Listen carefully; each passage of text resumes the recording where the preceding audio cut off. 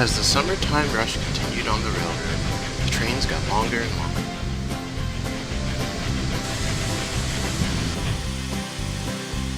Orders were flying in from everywhere, and passengers needed to be moved to and fro about the line.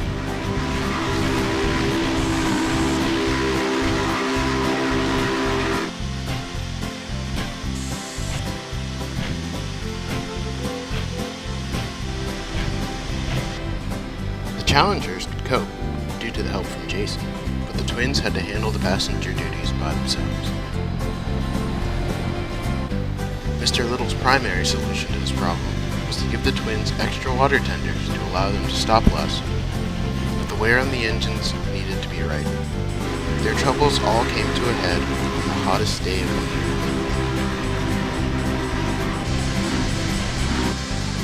Jeez, it's so hot, I feel like my boiler will bust. I feel ya.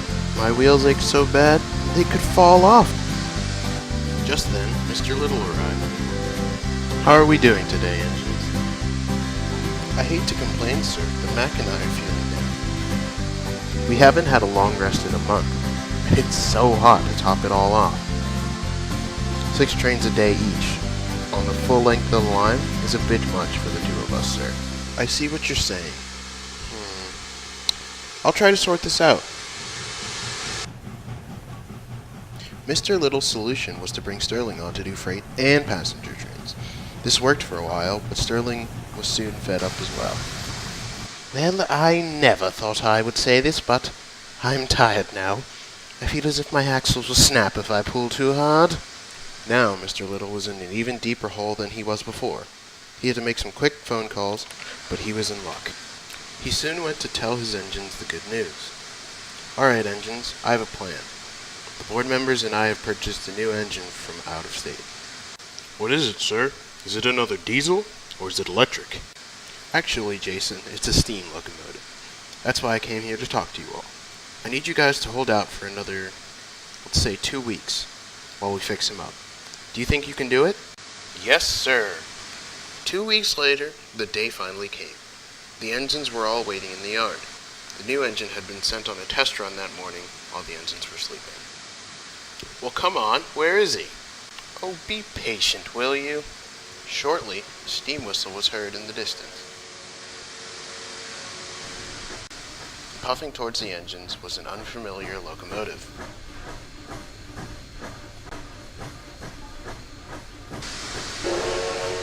The engine came to a stop right in front of the crowd of onlookers.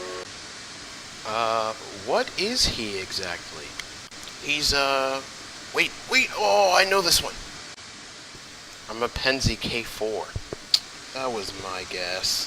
You're a little far from home, short stuff. What's he supposed to pull? My tender? Come on, guys, be nice to him. What's your name, little guy? It's Ryan. Well, hello, Ryan. Just then, Mr. Little stepped down from Ryan's cab. Good, you're all getting acquainted. Now, which one of you would like to show our new engine around? All the engines scoffed at Ryan except for Chris and Mike. Oh, I'll do it, sir. I would say Chris could do it with us, but, he's a passenger locomotive. Oh, that's fine. I've got work to do. See you guys later. At the station, Mike was trying to help Ryan with his first passenger train along the line. Alright, Ryan, let's get you set up to... Listen, buddy, where I came from, I didn't need any help from anyone, and I don't need it now. Got it? Whoa there. Calm down. I'm just trying to show you around. After the way you guys treated me just now, I don't want anything to do with you. Fine. Suit yourself then. Back in the sheds, Chris tried to talk to Ryan. So, how was your first day? Who said I wanted to talk to you? When I feel like talking, I'll tell you. Sheesh, what's your problem?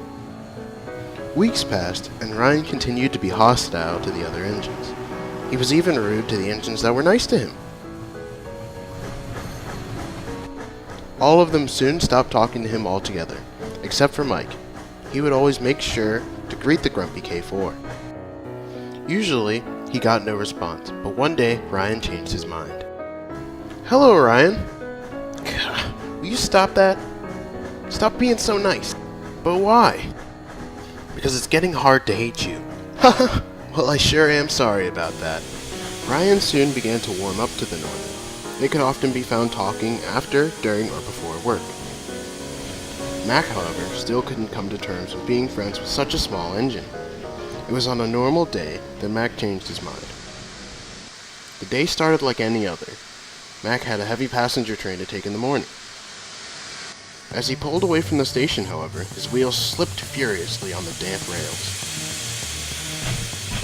Whoa! Whoa! Hold on! Whoa! Mac couldn't get the train moving under his own power. He didn't have enough sand in his sandboxes, and the rails were very slick. Ryan was next in line to load up passengers. He saw the whole thing. He decided to help Mac. He coupled up to Mac's train, ready to help push. Oh, him? He's too small to help. Find another engine. Without another word, Ryan pushed as hard as he could on Mac's train, and also pulled on his own.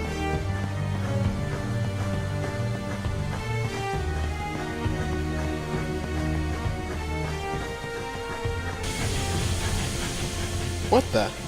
How is he strong enough for this?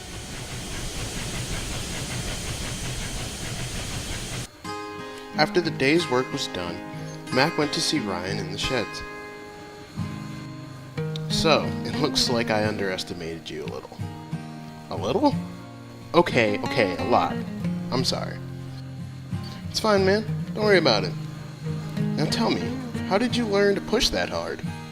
Well, where I come from, we had these things called duplexes, and they were very strong.